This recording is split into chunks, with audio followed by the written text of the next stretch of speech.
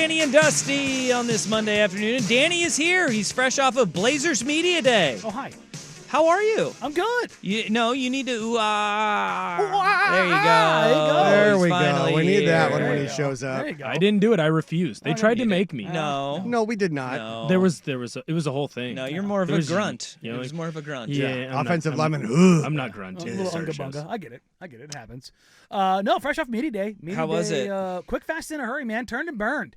I think the highlight of the day is that there was no highlight really, other than a couple points that were kind of funny. Mike Richmond asked Matisse Thybulle what the best place to skate in Portland was, because Matisse may or may not skateboard, but he says, I don't know what you're talking about. I've never skated a day in my life. I've got a contract to uphold, buddy. That's right. But he's not doing that. Smart move. Everybody knows, but you can't say it in public because then it can be used against you. Like, Tease knows. Like, guys that, maybe ride motorcycles that shouldn't be riding motorcycles. Endlessly. Or, Jay Williams. Hop on water vehicles in the summer. What about riding a bicycle? Also. do they Wait, do like that a in banana Portland? boat? Like particularly a banana boat or a Avoid jet ski or a wave runner Yeah. or, Yeah. heaven forbid, Jose Fernandez. Oh, God. It's got dark. Yeah. You can't drive a boat? There's a lot of things you need to get cleared in those contracts.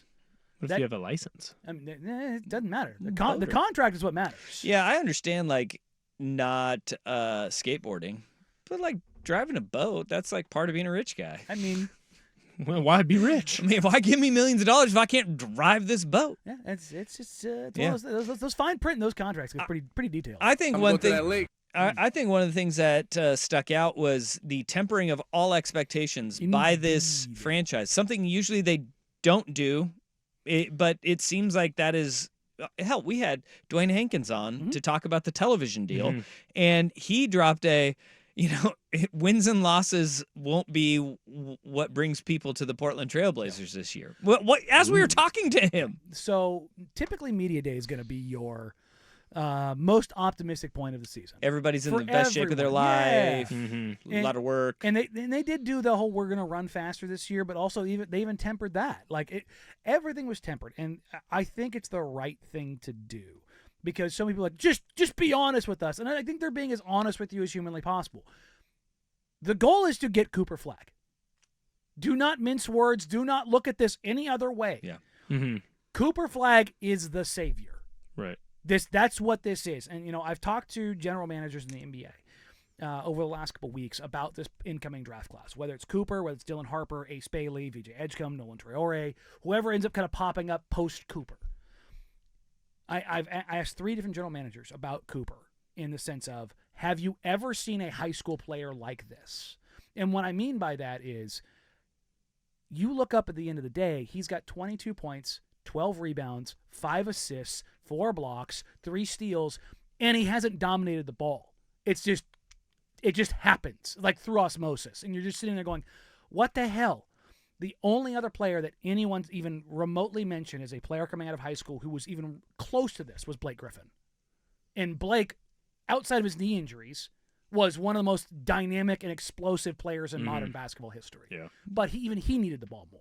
But his impact was pronounced. He was a 20-10-4 guy out of the gate. Yeah, Zion had that too.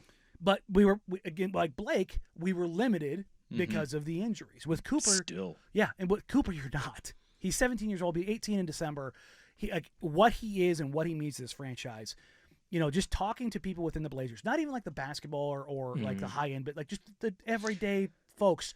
Everyone knows what the deal is because if they do get him, the trajectory changes so much. That's part of a rebuild. That's part of a tear down and rebuild is you need that generational player, and until you get him, you fill and accent your roster with role guys through the draft. And make no mistake, that is what Cooper Flagg is.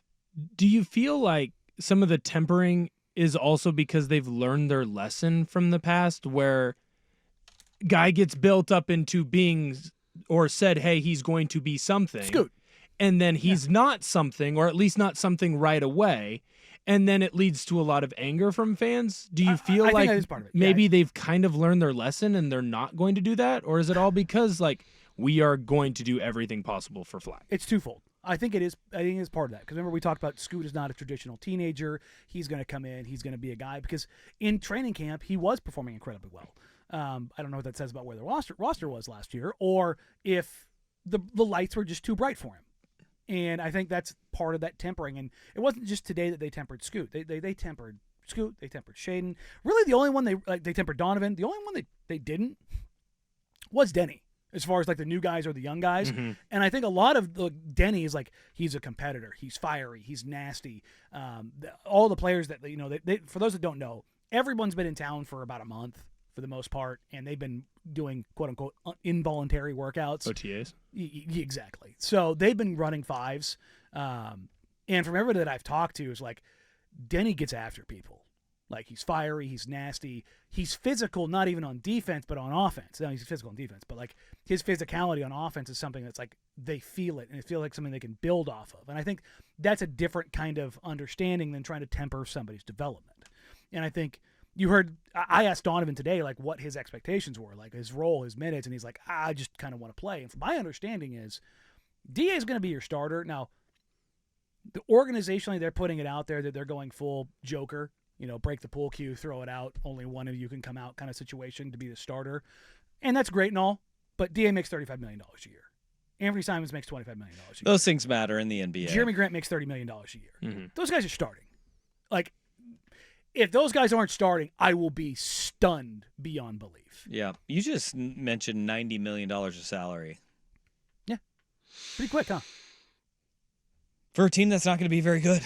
But you also talk about what salary caps and what where we're at. Getting to a floor. In what 4 years we're going to be at 185, $190 million.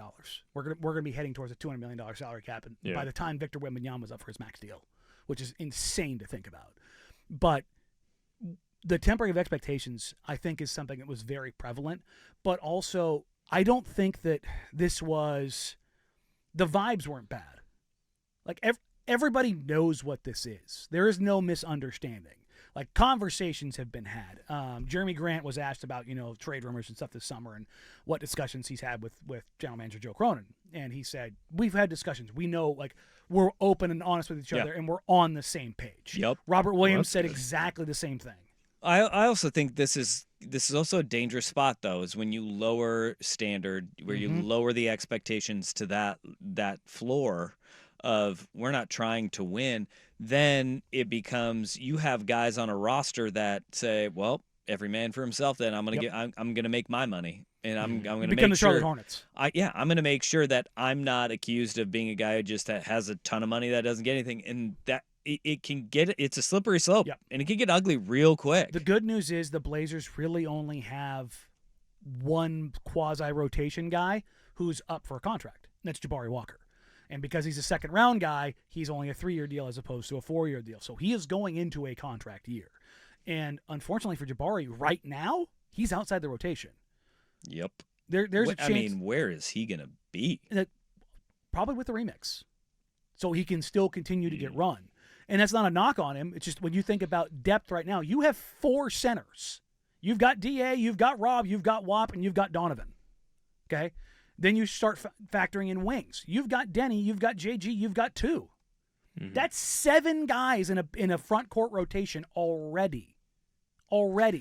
Logjam. Bari's probably your 8th guy there. And that's like, how do you find minutes for him when your rotation is 9 deep and you have 7 in front of you in the front court?